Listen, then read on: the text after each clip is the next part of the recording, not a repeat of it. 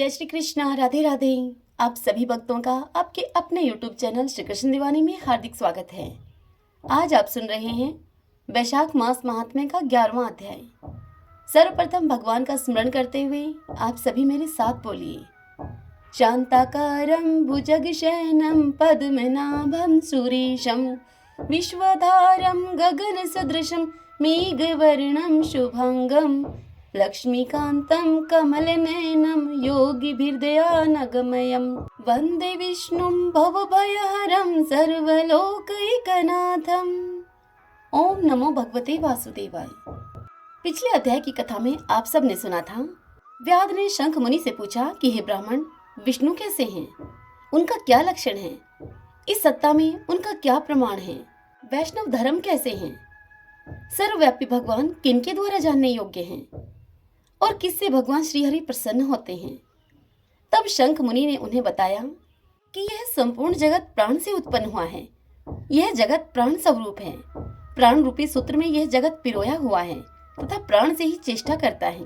सबका आधारभूत यह सूत्रात्मा प्राण, यही विष्णु है, ऐसा विद्वान पुरुष कहते हैं। पिछले अध्याय में हमने इस कथा का श्रवण किया था। अब आज की कथा का श्रवण करते हैं। शंख मुनि के द्वारा कही हुई सारी बात सुनकर व्याध ने उनसे पुनः पूछा, हे ब्राह्मण, यह प्राण जब इतना प्रभावशाली और संपूर्ण जगत का गुरु एवं ईश्वर है, तब लोक में इसकी महिमा क्यों नहीं प्रसिद्ध हुई। यह सुनकर शंख मुनि ने कहा कि व्याध, पहले की बात है, प्राण अश्वमेध यज्ञों के द्वारा अनामय भगवान नारायण का यजन करने के लिए गंगा के तट पर प्रसन्नता पूर्वक गया। अनेक मुनिगणों के साथ उसने फलों के द्वारा पृथ्वी का शोधन किया।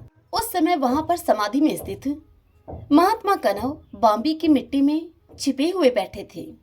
हल जोतने पर बांबी गिर जाने से वे बाहर निकल आए और क्रोध पूर्वक देखकर सामने खड़े हुए महाप्रभु प्राण को श्राप देते हुए वे बोले। कनव मुनि क्रोधित होकर प्राण से बोले कि हे देवेश्वर, आज से लेकर आपकी महिमा तीनों लोक में, विशेषतः भूलोक में प्रसिद्ध नहीं होगी। हाँ, आपके अवतार तीनों लोक में विख्यात अवश्य होंगे। हे पुत्र व्याध, तभी से संसार में महाप्रभु प्राण की महिमा प्रसिद्ध नहीं हुई। भूलोक में तो उसकी ख्याति विशेष रूप से नहीं हुई। यह सुनकर व्याध ने पूछा शंख मुनि से कि हे महामते, भगवान विष्णु के रचे हुए करोड़ों एवं सहस्त्रों सनातन जीव नाना मार्ग पर चलने और भिन्न भिन्न कर्म करने वाले क्यों दिखाई देते हैं? इन सब का एक सा स्वभाव क्यों नहीं है? यह सब विस्तार पूर्वक मुझे बतलाइए। व्याध की इस बात को सुनकर शंख मुनि ने उससे कहा कि व्याध, रजोगुण, तमोगुण और सतोगुण के भेद से 3 प्रकार के जीव समुदाय होते हैं। उनमें राजस स्वभाव वाले जीव राजस कर्म, तमोगुणी जीव तामस कर्म और सात्विक स्वभाव वाले जीव सात्विक कर्म करते हैं। कभी कभी संसार में इनके गुणों में विषमता भी होती है। उसी से वे ऊंच और नीच कर्म करते हुए तद अनुसार उस फल के भागी होते हैं। कभी सुख तो कभी दुख, और कभी दोनों को ही ये मनुष्य गुणों की विषमता से प्राप्त करते हैं।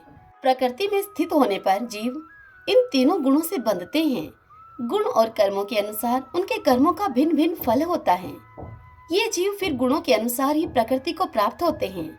प्रकृति में स्थित हुए प्राकृतिक प्राणी गुण और कर्म से व्याप्त होकर प्राकृतिक गति को प्राप्त होते हैं। तमोगुणी जीव तामसी वृत्ति से ही जीवन निर्वाह करते हुए और सदा ही महान दुख में डूबे रहते हैं। उनमें दया नहीं होती, वे तो बड़े क्रूर होते हैं और लोक में सदा ही द्वेष से ही उनका जीवन चलता है। राक्षस और पिशाच आदि तमोगुणी जीव हैं जो तामसी गति को प्राप्त होते हैं। राजसी लोगों की बुद्धि मिश्रित होती है। वे पुण्य और पाप दोनों करते हैं। पुण्य से स्वर्ग पाते हैं और पाप से वे यातना भोगते हैं। इसी कारण वे मंदभाग्य पुरुष बार बार इस संसार में आते जाते रहते हैं। जो सात्विक स्वभाव के मनुष्य हैं, वे धर्मशील, दयालु, श्रद्धालु, दूसरों के दोष को न देखने वाले तथा सात्विक वृत्ति से जीवन निर्वाह करने वाले होते हैं। इसलिए भिन्न भिन्न कर्म करने वाले जीवों के एक दूसरे से पृथक अनेक प्रकार के भाव हैं। उनके गुण और कर्म के अनुसार महाप्रभु विष्णु अपने स्वरूप की प्राप्ति कराने के लिए उनसे कर्मों का अनुष्ठान करवाते हैं। भगवान विष्णु पूर्ण काम है। उनमें विषमता और निर्दयता आदि ये दोष नहीं है। वे संभाव से ही सृष्टि, पालन और संहार करते हैं। सब जीव अपने गुण से ही कर्म फल के भागी होते हैं। जैसे माली बगीचे में लगे हुए सभी वृक्षों को समान रूप से सींचता है, एक एक कुएं के जल से सभी वृक्ष पलते हैं, किंतु फिर भी वे पृथक पृथक स्वभाव को प्राप्त होते हैं। बगीचा लगाने वाले में किसी प्रकार विषमता और निर्दयता का दोष नहीं होता। देवादिदेव भगवान विष्णु का एक निमेष ब्रह्मा जी के एक कल्प के समान माना गया है। ब्रह्मा कल्प के अंत में देवादिदेव शिरोमणि भगवान विष्णु का उन्मेष होता है, अर्थात वे आंख खोलकर देखते हैं। जब तक यह निमेष रहता है तब तक प्रलय है। निमेष के अंत में भगवान विष्णु अपने उदर में स्थित संपूर्ण लोकों की सृष्टि करने की इच्छा करते हैं। सृष्टि की इच्छा होने पर भगवान अपने उदर में स्थित हुए अनेक प्रकार के जीव समूहों को देखते हैं। उनकी कुक्षी में रहते हुए भी संपूर्ण जीव उनके ध्यान में स्थित होते हैं, अर्थात कौन जीव कहाँ किस रूप में है, इसकी स्मृति भगवान विष्णु को सदा बनी रहती है। भगवान विष्णु चतुर्व्यूह स्वरूप हैं। वे उन्मेष काल के प्रथम भाग में ही चतुर्व्यूह रूप में प्रकट होकर व्यूहगामी वासुदेव स्वरूप से महात्माओं में से किसी को सायुज्य साधक तत्व ज्ञान, तो किसी को सारूप्य, तो किसी को सामीप्य और किसी को सालोक्य प्रदान करते हैं। फिर अनुरुद्ध मूर्ति के वश में स्थित हुए संपूर्ण लोगों को वे देखते हैं, देखकर उन्हें प्रद्युम्न मूर्ति के वश में देते हैं और सृष्टि करने का संकल्प करते हैं। भगवान श्री हरि ने पूर्ण गुण वाले वासुदेव आदि 4 व्यूहों के द्वारा कर्मशः माया, जया, कृति और शांति को स्वयं स्वीकार किया है। उनसे संयुक्त चतुर्व्यूहात्मक महाविष्णु ने पूर्ण काम होकर भी भिन्न भिन्न कर्म और वासना वाले लोगों की सृष्टि की है। उन्मेष काल का अंत होने पर भगवान विष्णु उन्हें योग माया का आश्रय लेकर व्यूहगामी संकर्षण स्वरूप से इस चराचर जगत का संहार करते हैं। हे पुत्र व्याध, इस प्रकार महात्मा विष्णु का यह सब चिंतन करने योग्य कार्य तुम्हें बतलाया गया है, जो ब्रह्मा आदि योग से संपन्न पुरुषों के लिए भी चिंत्य एवं दुर्विभाव्य है। यह सुनकर व्याध ने पूछा शंख मुनि से कि हे मुने, भागवत धर्म कौन कौन से हैं और किन के द्वारा भगवान विष्णु प्रसन्न होते हैं, आप यह मुझे बताइए।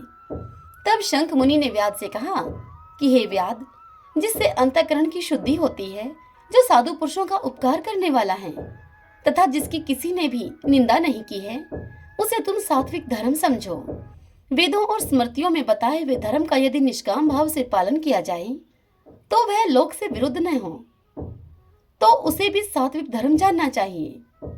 वर्ण और आश्रम विभाग के अनुसार जो 4 प्रकार के धर्म हैं, वे सभी नित्य, नैमित्तिक और काम में भेद से 3 प्रकार के माने गए हैं। वे सभी कर्म अपने अपने वर्ण और आश्रम के धर्म जब भगवान विष्णु को समर्पित कर दिए जाते हैं, तब उन्हें सात्विक धर्म जानना चाहिए। वे सात्विक धर्म ही मंगलमय भागवत धर्म हैं। अन्यान्य देवताओं की प्रीति के लिए सकाम भाव से किए जाने वाले धर्म राजस माने गए हैं। यक्ष, राक्षस, पिशाच आदि के उद्देश्य से किए जाने वाले लोकनिष्ठुर, हिंसात्मक, निंदित कर्मों को तामस धर्म कहा गया है। जो वैष्णव सत्व गुण में स्थित होकर भगवान विष्णु को प्रसन्न करने वाले शुभकारक सात्विक धर्मों का सदा ही निष्काम भाव से अनुष्ठान करते हैं, वे भागवत अर्थात विष्णु भगत माने गए हैं। जिनका चित्त सदा ही भगवान विष्णु में लगा रहता है, जिनके जीवा पर भगवान का नाम है और जिनके हृदय में भगवान के चरण विराजमान हैं, वे भागवत कहे गए हैं। जो सदाचार प्रायण, सबका उपकार करने वाले और सदैव ही ममता से रहित हैं, वे भागवत माने गए हैं। जिनका शास्त्र में, गुरु में और सत्कर्मों में विश्वास है तथा जो सदा ही भगवान विष्णु के भजन में लगे रहते हैं, उन्हें भागवत कहा गया है। उन भगवत भगत महात्माओं को जो धर्म नित्य मान्य है, जो भगवान विष्णु को प्रिय हैं तथा वेदों और स्मृतियों में जिनका प्रतिपादन किया गया है, अर्थात वेदों और स्मृतियों में बताए गए हैं, वे ही सनातन धर्म माने गए हैं। जिनका चित्त विषयों में आसक्त है, उनका सब देशों में घूमना, सब कर्मों को देखना और सब धर्मों को सुनना कुछ भी लाभकारक नहीं है। साधु पुरुषों का मन साधु महात्माओं के दर्शन से पिघल जाता है।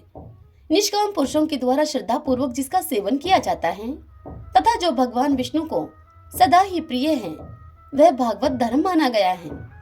भगवान विष्णु ने क्षीर सागर में सबके हित की कामना से भगवती लक्ष्मी जी को दही से निकाले हुए मक्खन की भांति सभी शास्त्रों में सारभूत वैशाख धर्म का उपदेश किया है।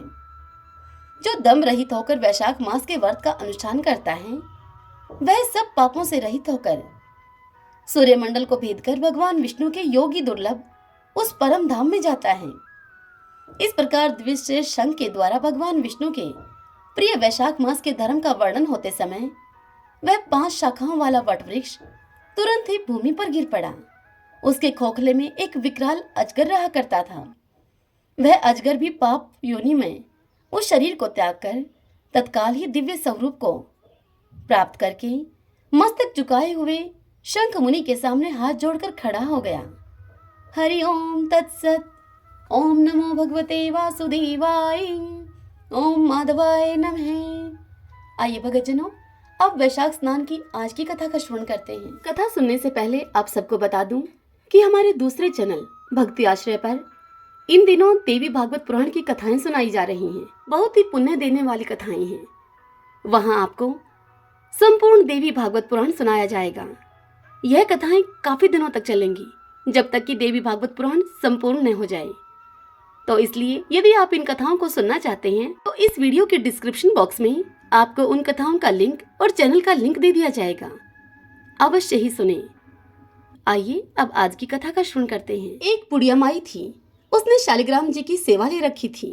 कार्तिक मास में पुष्कर स्नान करने का विचार अपने मन में लाकर पड़ोसन से जाकर वह कहने लगी कि मैं पुष्कर जा रही हूँ, तुम मेरे शालिग्राम जी को अपने पास रख लो, मैं 1 महीने के बाद लौट कर आऊंगी। यह सुनकर पड़ोसन ने कहा कि मुझे तो शालिग्राम जी की सेवा पूजा करनी ही नहीं आती, तो मैं कैसे करूंगी इनकी सेवा पूजा। तब वह बुढ़िया बोली कि सवेरे इनको उठाना, कुएं से लोटा भर के पानी लेकर आना। जब इनके लिए तुम पानी लेकर आओ तो बगीचे से फूल और तुलसी के पत्र भी लेकर आना। भगवान को जल और कच्चे दूध से नहलाना, चंदन लगाकर पुष्प तुलसी चढ़ाना, दूध का इनको भोग लगाना और दोपहर को रसोई जो भी बने उसका भोग लगाना। शाम को दिया जलाना देसी घी का, और ऐसी सेवा पूजा करना मेरे शालिग्राम जी की। यह कहकर वह बुढ़िया माई चली गई। पड़ोसन ने बुढ़िया के कहे अनुसार वैसा ही किया, परंतु भगवान की थाली से भगवान जीमते ही नहीं थे, दूध पिया ही नहीं। ये देखकर वह पड़ोसन अब बड़ी ही चिंता में हो गई और बोली कि भगवान, आपकी मालकिन आएगी तो मुझे क्या कहेगी। मेरे भगवान को तुमने दुबला पतला कर दिया, अभी उसको आने में 1 महीना है। आप जीम लो तो मैं भी जीम लूं, नहीं तो मैं भी भूखी ही बैठी रहूंगी। यह सुनकर भगवान शालिग्राम ने सोचा कि अब तो दर्शन देने ही पड़ेंगे। फिर भगवान छोटा सा मोर मुकुट पीताम्बरधारी रूप लेकर पाटे पर बैठ गए, दूध पी लिया और जीम लिए। रोज अब ऐसा ही होता रहा। एक दिन भगवान ने कहा कि मैया, मैं गाय चरा कर लाता हूँ। तो पड़ोसन बोली कि थोड़ी दिन तो रहोगे, क्यों जाते हो जंगल। पर भगवान माने नहीं। हाथ में सोने की लाठी, कंधे के ऊपर हीरे मोती का पीताम्बर डालकर चले गए गाय चराने। इस प्रकार करते हुए अब 1 महीना, कार्तिक का वह महीना पूरा बीत गया। बुढ़िया माई पुष्कर का स्नान करके अपने घर को लौटी। स्नान दान से निवृत्त होकर बुढ़िया माई ने सोचा कि शालिग्राम जी को लेकर आती हूँ। वह शालिग्राम जी को लेने के लिए पड़ोसन के घर गई और जाकर उसे बोली कि दे दो मेरे शालिग्राम जी।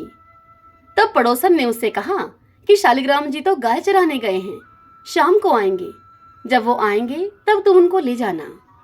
बुढ़िया शालिग्राम जी के लिए अब जिद करने लगी। अब उन दोनों में झगड़ा हो गया। झगड़े को सुनकर अब कुछ लोग इकट्ठे हो गए वहां। तब पड़ोसन उन लोगों से कहने लगी कि देखो, इस बुढ़िया को समझाओ, 1 महीना जैसे इसने निकाला वैसे ही यह शाम तक और सब्र करे। लेकिन बुढ़िया माई जिद्दी थी, उसने किसी की एक न मानी। अब तो वह वहां पड़ोसन के घर में धरना देकर बैठ गई। शाम हुई तो भगवान गैया चरा कर लौटे। गाय उनकी जगह छोड़कर भगवान मंदिर में जा विराजे। पड़ोसन के भोले स्वभाव की वजह से वह पड़ोसन भगवान को देख पाती थी। यह देखकर पड़ोसन कि भगवान मंदिर में आ विराजे हैं, वह बुढ़िया माई से बोली, ले जाओ तुम्हारे भगवान आ गए हैं। और भगवान से बोली कि भगवान, इस बुढ़िया को भी अपना रूप दिखा दो, नहीं तो यह मुझ पर कभी विश्वास नहीं करेगी। तब भगवान ने उस बुढ़िया को भी रूप दिखा दिया। मोर मुकुट पीताम्बर भर, हाथ में सोने की लाठी लेकर बुढ़िया को दर्शन दिया। भगवान ने भोले भक्तों को दर्शन दिए, वैसे ही हम सबको भी देना। इस कथा को जो भी सुने, सुनाए, हुंकारा भरे, उन सभी को ये शालिग्राम जी आप अपने दर्शन देना, सबके कारज संवारना। सभी बोले शालिग्राम भगवान की जय, तुलसी माता की जय। तो आइए भगवान के इन नामों को 5 बार बोलते हुए संकीर्तन करते हैं। श्री कृष्ण गोविंद हरि मुरारी, हे नाथ नारायण वासुदेव। श्री कृष्ण गोविंद हरि मुरारी, हे नाथ नारायण वासुदेव। श्री कृष्ण गोविंद हरि मुरारी, हे नाथ नारायण वासुदेव। श्री कृष्ण गोविंद हरि मुरारी, हे नाथ नारायण वासुदेव। श्री कृष्ण गोविंद हरि मुरारी, हे नाथ नारायण वासुदेव। सभी बोलिए विष्णु भगवान की जय। श्री राधा कृष्णाभ्याम नमो नमः।